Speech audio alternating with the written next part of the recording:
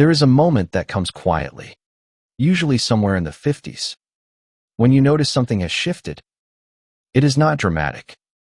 There is no pain, no diagnosis, no obvious event you can point to.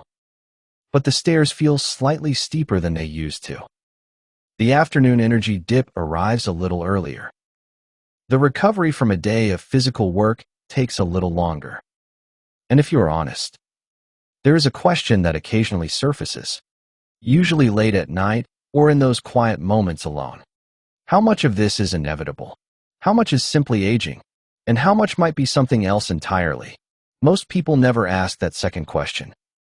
They assume the gradual decline in energy, the slow loss of reserve capacity, the creeping dependence on caffeine to wake up and wine to wind down. They assume this is simply what getting older means. But there is another possibility, one that researchers have documented and clinicians have observed for decades. It is the possibility that many of the changes we attribute to age are not the result of time passing, but of specific conditions that can be understood, addressed, and in many cases, shifted. The mistake most people make is thinking about health in terms of problems to be fixed rather than conditions to be maintained. They wait for something to break, then look for someone to fix it. But the body does not work that way. It is not a machine that runs until a part fails. It is a living system that responds continuously to the environment you create for it. Every breath, every meal, every movement, every moment of rest sends signals to trillions of cells about what is expected of them. And over months and years, those signals accumulate into what you experience as your health.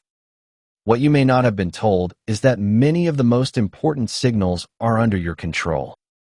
Not perfect control, not absolute control, but meaningful influence over the conditions that shape how your cells function. The question is not whether you can stop time. No one can. The question is whether you can create conditions that allow your body to function well regardless of the number of years you have accumulated. And the answer to that question, supported by decades of observation and research, is more encouraging than most people realize. You are listening to the Longevity Library, where we archive the wisdom of healthy aging. The long view. What we know about living well across the years. Opening reflection. There is a question that becomes more interesting with each passing decade. What does it actually take to move through life with steady energy, clear thinking, and a body that continues to serve us well? It is not a question with a single answer, nor is it one that any particular product, program, or protocol can resolve.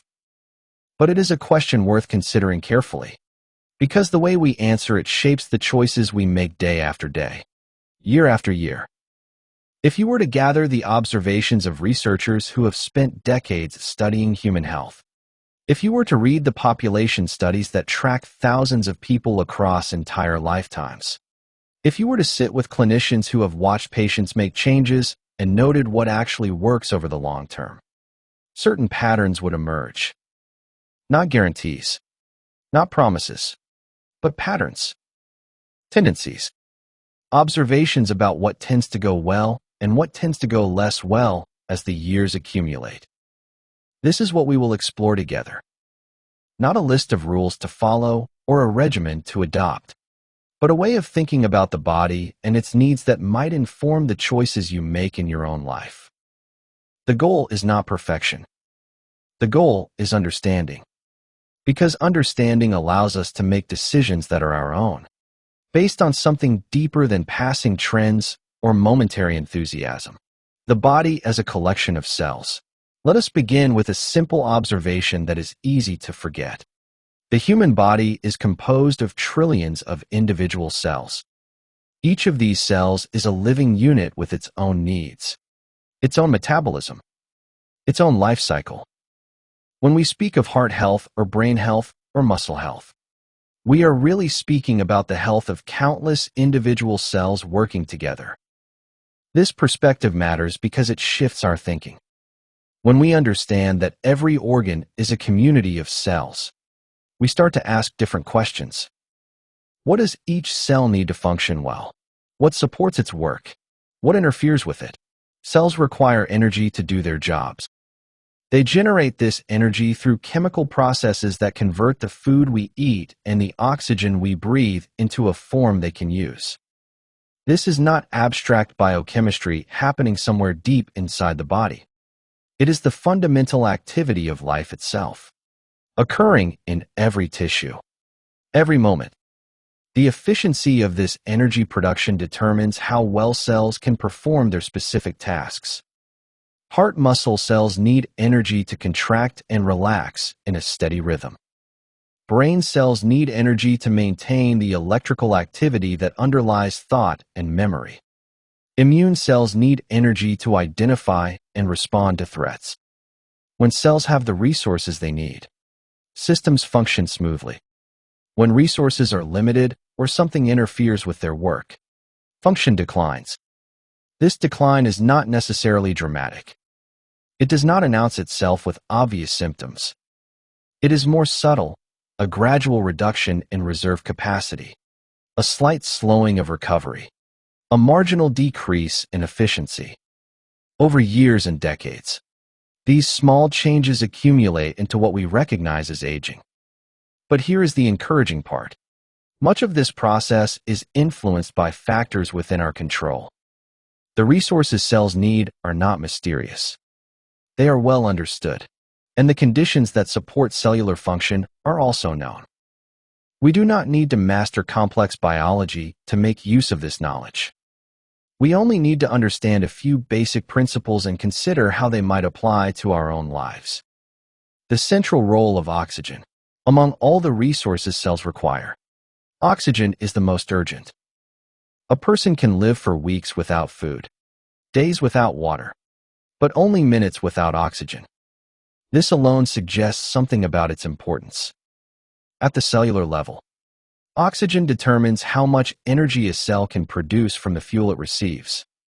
There are two main pathways cells use to generate energy. One works without oxygen, but produces relatively little energy from each unit of fuel. The other requires oxygen and produces substantially more energy from the same amount of fuel. Think of it like two different ways to burn wood. One method is like letting a log smolder. It produces some heat, but slowly, and much of the wood's potential is wasted. The other is like building a fire with good airflow. The wood burns completely and efficiently, releasing its full store of heat. Cells prefer the oxygen-using pathway because it is so much more efficient. But they can only use it when oxygen is plentiful. When oxygen supply is limited, they must fall back on the less efficient pathway, producing less energy from the same amount of fuel. This matters for every tissue in the body, but it matters especially for organs with high energy demands. The heart beats continuously throughout life, never resting, never taking a break. It requires a tremendous amount of energy to maintain this work. When oxygen supply is adequate, heart cells can produce that energy efficiently. When oxygen is limited, they struggle. The lungs are the gateway for oxygen. Every breath draws air into the lungs, where oxygen passes across thin membranes into the bloodstream. From there, the heart pumps oxygen-rich blood to every cell in the body. The entire system depends on the lungs' ability to bring in enough air and transfer enough oxygen. Research following large populations over many years has documented that lung capacity tends to decline with age. But this decline is not uniform. Some people lose capacity rapidly, others much more slowly. The difference appears to be related to how the lungs are used. Lungs, like muscles, respond to demand. When they are regularly expanded to their full capacity, they maintain their ability to expand. When breathing is consistently shallow, using only a portion of the lung's potential, the unused capacity gradually diminishes. This is not a medical mystery. It is a straightforward application of a principle that applies throughout the body. Tissues that are regularly used tend to maintain their function, while tissues that are underutilized tend to decline. The way we breathe matters. Shallow breathing that primarily lifts the chest uses only the upper portions of the lungs. Deeper breathing that involves the abdomen draws air into the lower lungs, where blood flow is richest and oxygen exchange is most efficient. This deeper pattern of breathing is natural for the human body. It is how infants breathe, how people breathe during sleep, how the body breathes when relaxed and at ease. But over time, many adults develop a pattern of chronic shallow breathing, often without realizing it. Posture influences breathing. When the shoulders roll forward and the upper back rounds, the rib cage cannot expand fully. The abdomen becomes compressed, limiting the diaphragm's ability to move downward. This position makes deep breathing difficult, so the body defaults to shallower breaths that require less movement. Strengthening the muscles that support upright posture can help. The abdominal muscles, in particular, play a role in both posture and breathing. When these muscles are conditioned, they help hold the spine in alignment, allowing the rib cage to open fully. They also participate directly in breathing, relaxing to allow the diaphragm to descend during inhalation. This is not about achieving perfect posture or performing breathing exercises for hours each day. It is about noticing patterns that may have developed over years and considering whether small adjustments might be helpful. Standing a little taller, sitting with the spine a little straighter, taking a few deeper breaths during the day, these are small things, but they accumulate. Movement as cellular communication. If oxygen is the most urgent cellular need, movement might be the most powerful signal we can send to the body about what we expect from it. Muscles are not simply engines that do work when we ask them to. They are also sensors and communicators. When muscles contract, they release chemical signals into the bloodstream that travel throughout the body, influencing how other tissues behave. This is one reason why the effects of movement extend far beyond the muscles themselves. Regular movement changes how cells handle energy. It increases the number of tiny structures within cells that produce energy, essentially adding more capacity to the cellular power grid. It improves the cell's sensitivity to the signals that tell them to take up fuel from the bloodstream. It enhances the network of small blood vessels that deliver oxygen and nutrients to tissues. All of these adaptations make the body more resilient. They increase the margin between what the body can handle and what overwhelms it. This margin is what we experience as energy, stamina, and recovery ability. Different patterns of movement produce different adaptations. Long, slow, steady activity, walking, gentle cycling, swimming at a comfortable pace, improves the efficiency of the oxygen-using energy pathway. It teaches cells to get more from the fuel they burn and builds endurance for prolonged efforts. Shorter, more intense efforts produce different changes. When muscles are asked to work hard for brief periods, they adapt to handle high demand. The energy-producing structures within cells multiply. The pathways that clear metabolic byproducts become more active. The cardiovascular system learns to deliver blood more effectively to working tissues. There is something interesting about how the body handles these short, intense efforts. During the hard work phase, metabolic byproducts accumulate in the muscles. This accumulation is part of what makes the effort feel uncomfortable. But during the recovery phase that follows, the body actively clears these byproducts, using them in ways that actually generate more energy. This means that a workout built around alternating periods of hard effort and recovery may produce different effects than a steady, moderate workout. The hard efforts create demand that stimulates adaptation. The recovery periods allow the body to clear metabolic waste and prepare for the next round. The alternation between the two seems to be particularly effective at building both capacity and resilience. The intensity of effort is relative. What feels hard to one person may feel easy to another. The relevant measure is not an absolute standard, but a personal one, effort that pushes against your own current limits, whatever they may be. For someone who has been inactive, a very brief period of brisk walking might be enough to create a meaningful signal. For someone who is already active, it might take something more vigorous. The key is the pattern. A period of effort that feels challenging, followed by a period of recovery that allows the body to regroup. This pattern can be adapted to any fitness level, any age, any set of physical limitations. It is not a specific workout program, but a principle that can be applied in many ways. What matters most is consistency.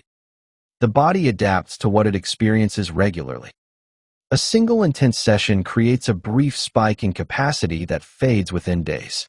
Repeated sessions, spaced regularly, create adaptations that persist. The goal is not to achieve peak fitness at any particular moment, but to maintain a level of capacity that serves you across the years. The importance of water. Water is the medium in which all cellular activity occurs. Every chemical reaction inside cells happens in a water-based environment. Nutrients dissolve in water to enter cells. Waste products dissolve in water to leave. The electrical signals that nerves use to communicate depend on the movement of charged particles dissolved in water. Blood is mostly water, carrying oxygen, fuel, hormones, and immune cells throughout the body. The body has systems for maintaining its water balance, but these systems depend on having water available. The sensation of thirst is one signal, but it is not always reliable, especially as years accumulate. Some of the mechanisms that detect and signal thirst become less sensitive over time. By the time thirst is felt, mild dehydration may already exist. Water leaves the body through several routes. The kidneys remove it as urine, carrying dissolved waste products with it. The skin loses water through perspiration, even when we are not aware of sweating. The lungs release water vapor with every breath. The digestive tract uses water to process food and eliminates some in stool. All of these losses add up over the course of a day. They must be replaced for the body to maintain its internal balance. The replacement can come from drinking water, from other beverages, and from the water content of foods.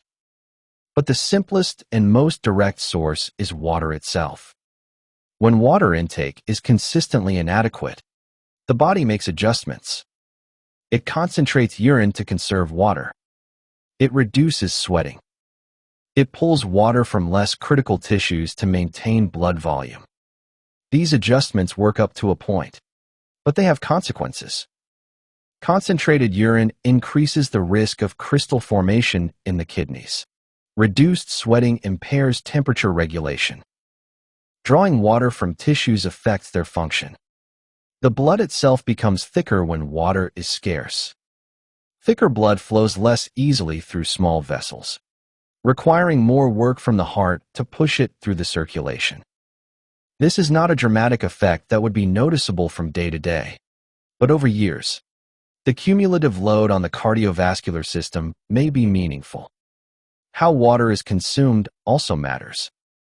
Drinking large amounts at once triggers a rapid response from the kidneys, which quickly eliminate much of the water to maintain balance. Sipping smaller amounts throughout the day allows the water to be absorbed and distributed more gradually, keeping cells consistently hydrated. Minerals and their roles. Water alone is not enough. The body also requires minerals dissolved in that water to carry out its functions. These minerals come from food and, in some traditions, from the water itself. Sodium is one of the most important minerals for cellular function. It is involved in the transport of nutrients into cells, the transmission of nerve signals, and the maintenance of fluid balance.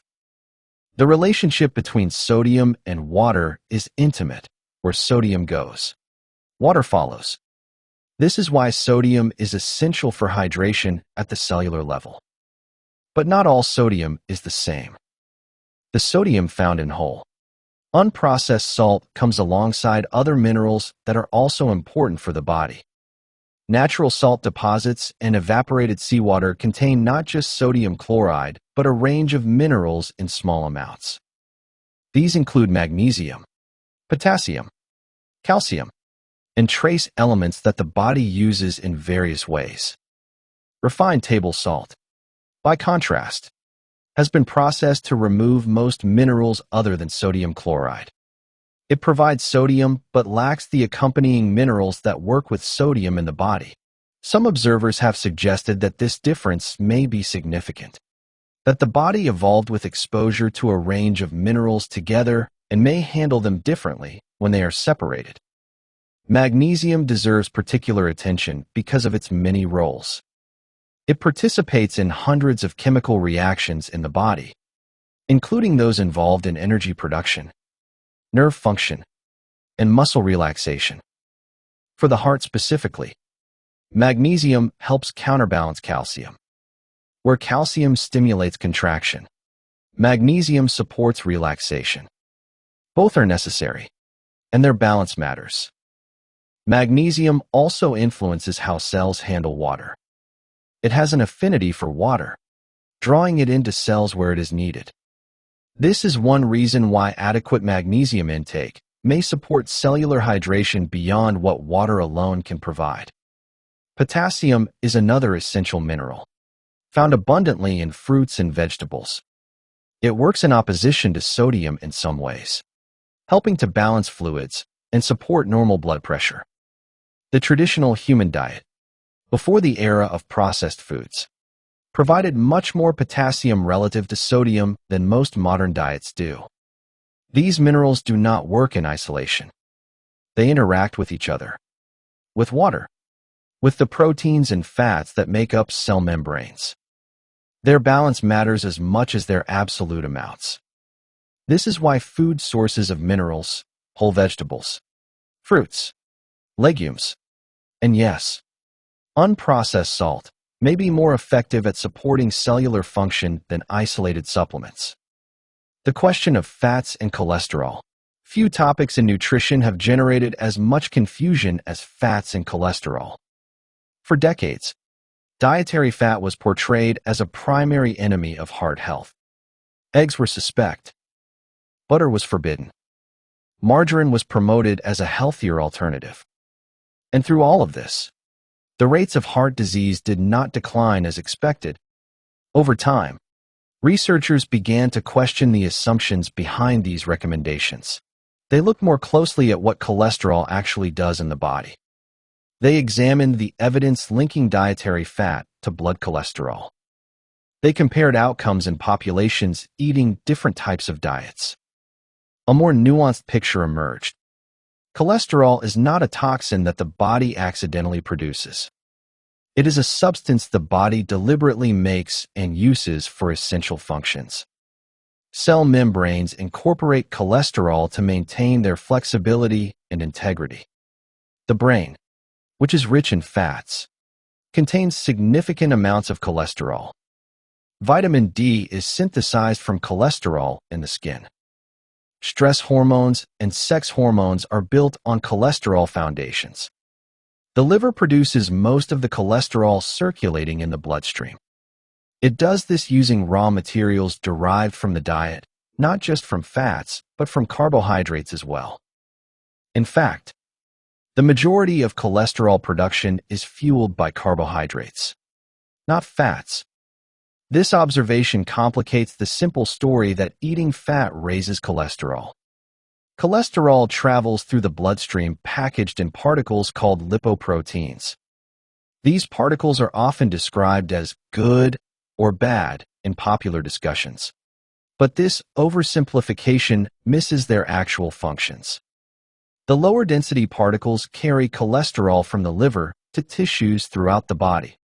They deliver this cholesterol where it is needed for repair and maintenance. When blood vessel walls sustain damage, these particles provide the raw materials for patching those walls. This is not a harmful process. It is a necessary repair function.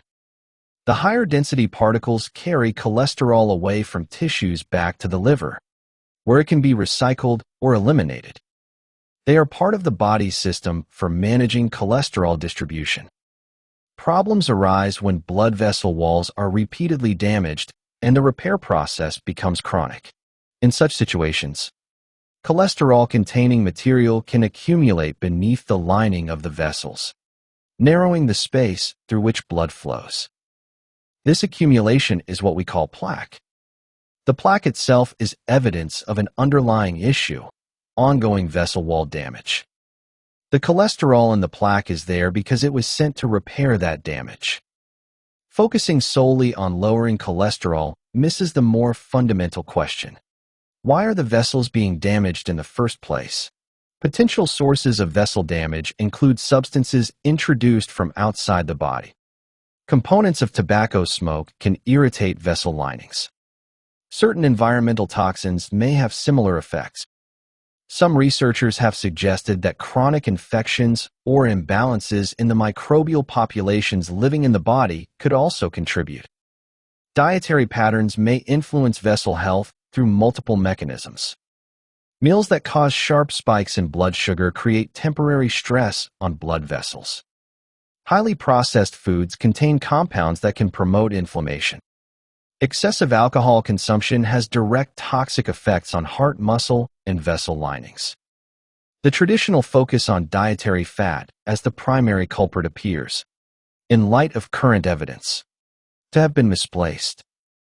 This does not mean that all fats are equally beneficial. Different fats have different effects on the body's inflammatory responses and metabolic processes.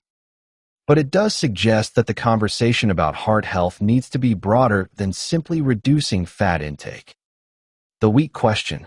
Among the many changes in the human diet over the past century, few have been as widespread as the transformation of wheat. The wheat plant grown today differs in significant ways from the wheat our grandparents ate.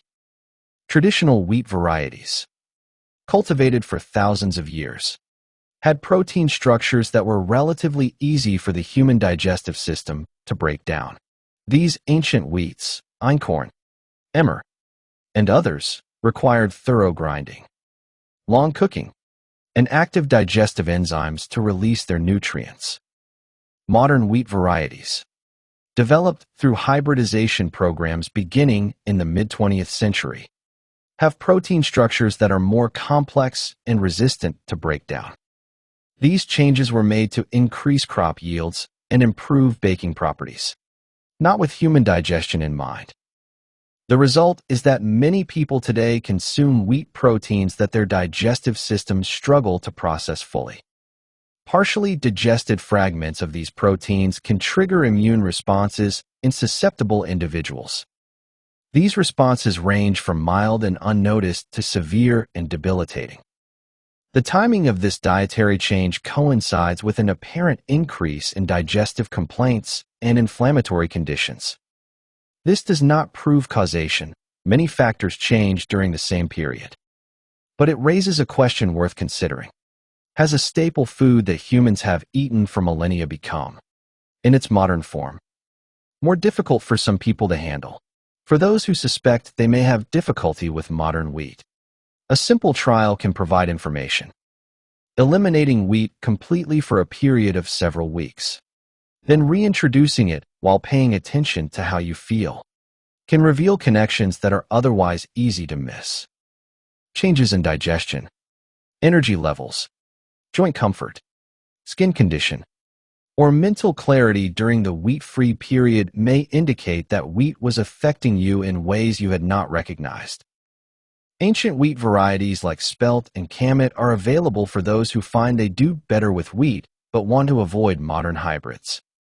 These varieties retain more of the original wheat structure and may be better tolerated by some people.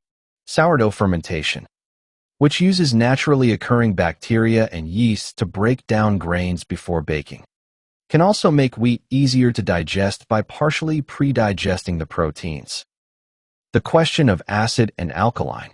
The body maintains its internal environment within a narrow range of acidity and alkalinity. This balance is tightly regulated because even small deviations can disrupt the chemical reactions on which life depends. The blood, in particular, is held within a very precise range through multiple buffering systems that can neutralize excess acid or alkali. Foods differ in the balance of acid and alkaline elements they provide to the body after they are metabolized. Fruits and vegetables tend to yield a net alkaline contribution. Grains, meats, dairy products, and processed foods tend to yield a net acid contribution. This does not mean that acid-forming foods are harmful. They provide essential nutrients. But it does mean that a diet heavily skewed toward acid-forming foods requires the body to work harder to maintain balance. The body has several ways of handling excess acid. It can buffer acids in the blood using alkaline minerals drawn from tissues. It can increase the rate and depth of breathing to eliminate more carbon dioxide, which is mildly acidic. It can excrete acid through the kidneys into urine. All of these mechanisms work, but they require resources and create demands on various systems. When the diet consistently provides more acid than the body can easily handle, alkaline minerals, particularly calcium and magnesium, may be drawn from bones and other tissues to maintain blood balance. Over time, this could contribute to the gradual loss of bone density that affects many people as they age. The practical implication is not that acid-forming foods must be eliminated, but that a diet rich in alkaline-forming fruits and vegetables provides minerals that support the body's buffering systems. A plate half filled with vegetables, supplemented with fruits, legumes, and modest amounts of grains and proteins, naturally creates a balance that reduces stress on these regulatory mechanisms. The wisdom of herbal traditions. Long before modern pharmacology, human societies developed extensive knowledge of plants that could influence bodily functions. This knowledge was empirical, built through observation over generations, and it forms the basis for many modern medicines. Hawthorn is one such plant that has been used in European herbal traditions for heart support. The berries, leaves, and flowers of the hawthorn shrub contain compounds that appear to influence how heart muscle works and how blood vessels respond to signals from the nervous system. Research on hawthorn suggests it may support heart function in several ways. It seems to improve the efficiency of heart muscle contraction, allowing the heart to pump more effectively. It may also help blood vessels relax, reducing resistance to blood flow. Some compounds in hawthorn appear to protect heart tissue from oxidative stress, the cellular wear and tear caused by normal metabolism. What makes hawthorn interesting from a traditional perspective is its reputation for working gently and gradually. It is not a dramatic intervention that forces the body in a particular direction. Instead, it seems to support the heart's own regulatory systems, helping them function more smoothly. Cayenne pepper has an entirely different tradition of use. The compound that gives cayenne its heat, capsaicin, has well-documented effects on circulation. When cayenne comes into contact with mucous membranes, it triggers a local increase in blood flow. This effect can be felt as warmth or tingling. In traditional use, cayenne has been valued for its ability to move blood quickly to where it is needed. The rapid absorption of capsaicin through the tissues under the tongue means that effects can be felt within minutes. This has led to its reputation as an emergency remedy in situations where circulation needs support. Beyond its acute effects, cayenne consumed regularly in food may support circulatory health in more subtle ways. It appears to influence how blood platelets clump together, which affects blood viscosity. It may also support the health of the small blood vessels that deliver oxygen to tissues. Ginger contains compounds with anti-inflammatory properties. These compounds can reduce the production of inflammatory signaling molecules in the body, potentially easing the low-grade inflammation that accompanies many age-related conditions. Like cayenne, ginger also has mild blood-thinning effects that may support circulation. Garlic has been studied extensively for its cardiovascular effects. Compounds in garlic appear to support healthy blood pressure.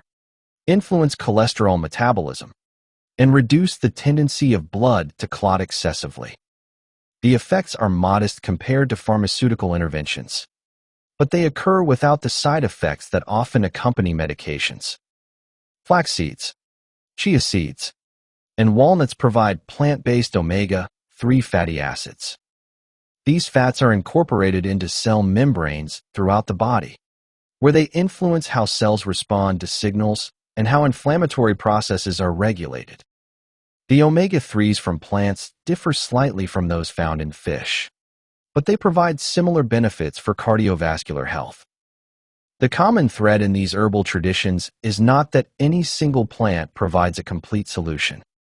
It is that the natural world contains substances that can support the body's own regulatory systems when those systems need help. Used thoughtfully, as part of a broader approach to health, these plants may offer gentle support without the forceful interventions of pharmaceutical approaches. The role of sleep and daily rhythms. The body operates on cycles that repeat approximately every 24 hours. These circadian rhythms influence nearly every physiological process: hormone release, body temperature, metabolism, cognitive function, and cellular repair. They are generated by an internal clock in the brain, but are synchronized with the external world primarily by light exposure. Sleep is when much of the body's maintenance work occurs. During sleep, the brain processes and consolidates memories. Cells throughout the body ramp up their repair activities. Hormones that support growth and healing are released. Metabolic waste products accumulated during waking hours are cleared. The timing of sleep matters because the body's internal clock creates windows of opportunity for different functions. The hours late in the evening and early in the night appear to be particularly important for certain types of cellular restoration. Missing these windows by staying awake late can disrupt the sequence of events that normally occurs during sleep. Light exposure influences sleep quality in profound ways. Bright light in the morning helps synchronize the internal clock to the external world, promoting earlier sleep onset at night. Light in the evening, particularly the blue wavelengths emitted by screens, can delay the clock and suppress the release of melatonin, the hormone that prepares the body for sleep. The modern environment, with its constant access to artificial light and electronic screens, has disrupted these ancient rhythms for many people. The internal clock still tries to follow its natural pattern, but conflicting signals from evening light exposure confuse the system. The result can be difficulty falling asleep, lighter and more fragmented sleep, and less recovery during the night. Creating conditions that support natural sleep rhythms does not require extreme measures. Dimming lights in the evening, using warmer light sources, and reducing screen time before bed all signal to the body that the day is ending. Exposure to natural light during the morning hours, even on cloudy days, helps anchor the clock to the external world. A consistent sleep schedule, even on weekends, reinforces the rhythm. Temperature as a signal. The body responds to temperature changes in ways that influence circulation, metabolism, and cellular function. Brief exposures to heat and cold, when used thoughtfully, can stimulate adaptations similar to those produced by exercise. Heat causes blood vessels near the skin to widen, increasing blood flow to the surface. This helps release excess heat from the body, but also increases circulation generally. The heart pumps more blood, and the cardiovascular system gets a gentle workout. Heat also relaxes muscles and can ease tension. Cold causes blood vessels near the skin to narrow, shifting blood flow toward the internal organs. When cold exposure ends, vessels widen again, often more than before. This alternating constriction and dilation acts as a form of vascular exercise, keeping blood vessels responsive and flexible. The contrast between hot and cold, moving from warm to cool or hot to cold, creates a stronger signal than either alone. The shift from heat to cold triggers a rapid constriction followed by dilation, while the shift from cold to warmth does the opposite. This vascular gymnastics may help maintain the elasticity of blood vessels and support healthy circulation. Cold exposure also activates the nervous system in ways that increase alertness and energy. The sudden shock of cold water triggers the release of activating neurotransmitters, creating a wakefulness that can last for hours. This effect is similar in some ways to caffeine, but without the subsequent crash or the interference with sleep. The key to using temperature as a health practice is moderation. Extremes are not necessary and can be dangerous. Brief exposures, seconds to minutes, are sufficient to trigger beneficial responses. The goal is not to suffer through lengthy cold immersions, but to briefly challenge the body's temperature regulation systems, allowing them to respond and adapt. The social dimension. Humans evolved as social animals, living in groups, cooperating for survival, and maintaining bonds through ongoing interaction. This social nature is not incidental to health, it is fundamental. The nervous system expects social connection and responds to its presence or absence in measurable ways. Loneliness and social isolation are associated with increased risk for numerous health problems. The mechanisms appear to involve chronic activation of stress responses. When the brain perceives social threat or isolation, it primes the body for action in ways that, over long periods, can damage tissues and accelerate aging. Positive social connections, by contrast, are associated with better health outcomes across many measures. People with strong social ties tend to live longer, recover more quickly from illness, and maintain cognitive function longer into old age. The effect is not small. It rivals the impact of established risk factors like smoking and physical inactivity. What counts as social connection varies from person to person. For some, it means frequent contact with family. For others, it means involvement in community organizations, religious groups, or volunteer activities. For many, it means friendships maintained over decades. The common element is regular, meaningful interaction with others who provide a sense of belonging and support. The quality of relationships matters more than quantity. A few close, supportive relationships provide more benefit than many superficial ones. Relationships characterized by trust, reciprocity, and emotional availability appear to be particularly protective. As people age, maintaining social connections often requires more intentionality. Retirement can reduce workplace contacts. Friends may move away or become less mobile. Family members may live far away. Creating new connections through classes, groups, volunteer work, or community activities can maintain the social network even as old connections change. The integration of knowledge. What emerges from all of this is not a checklist of things to do, but a way of thinking about health that honors the body's complexity. The body is not a machine with separate parts that can be maintained in isolation. It is an integrated system in which everything connects to everything else. Movement affects circulation, which affects oxygen delivery, which affects cellular energy production, which affects how well every organ functions.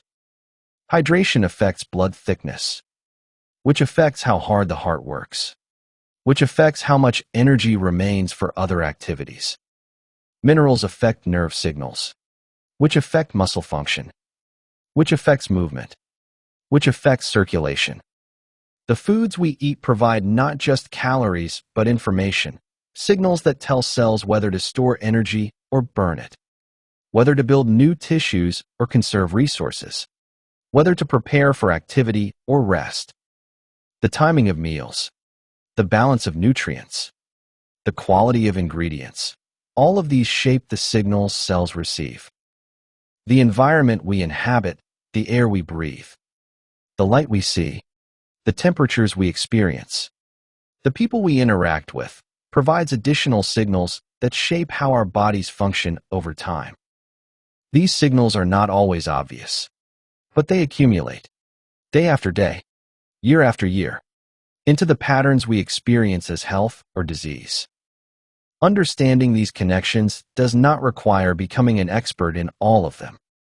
It simply requires a willingness to pay attention, to notice how different choices affect how you feel, and to make adjustments based on what you observe. The body communicates constantly through energy levels, through digestion, through sleep quality, through mood, through subtle signals that are easy to ignore in the rush of daily life. Learning to hear these signals is a skill that can be developed. It begins with slowing down enough to notice. It continues with experimenting, changing one thing at a time and observing the results. It deepens with time, as patterns become clearer and connections become more obvious. Closing thoughts. There is no single answer to the question of how to live well across the years. Each person's path is different, shaped by genetics, history, circumstances, and choices. But there are principles that seem to apply broadly, observations that hold true across many lives, patterns that tend to produce good outcomes. The body needs oxygen, delivered through full breathing and maintained through movement that challenges the lungs. It needs water, taken consistently throughout the day, accompanied by the minerals that help water reach the cells where it is needed. It needs movement that sends clear signals about what we expect from it, not just gentle activity, but occasional challenges that push against current limits. The body needs foods that provide the full range of nutrients it requires, in forms it can use.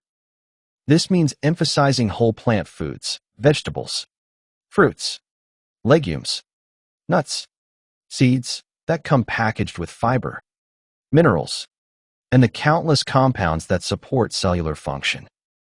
It means being thoughtful about modern processed foods, including the hybridized grains that may be more difficult to digest than their ancient predecessors.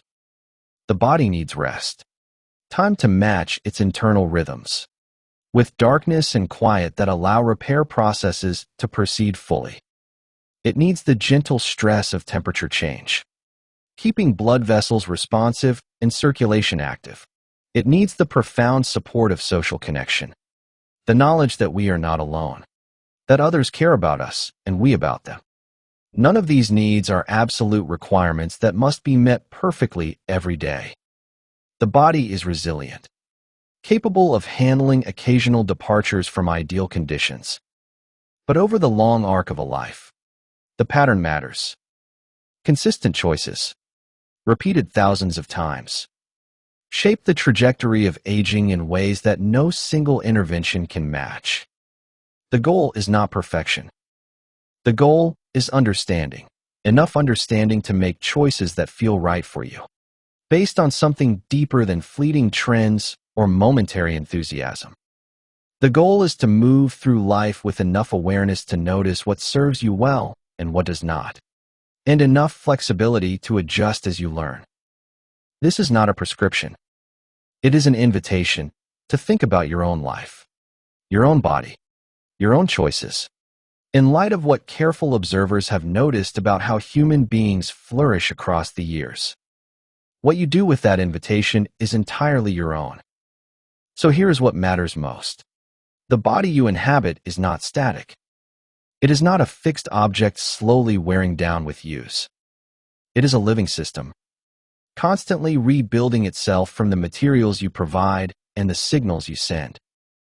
Every cell you have today is younger than you are. Some are days old, some weeks, some months. The question is not how old you are, but what instructions you are giving those new cells about how to function.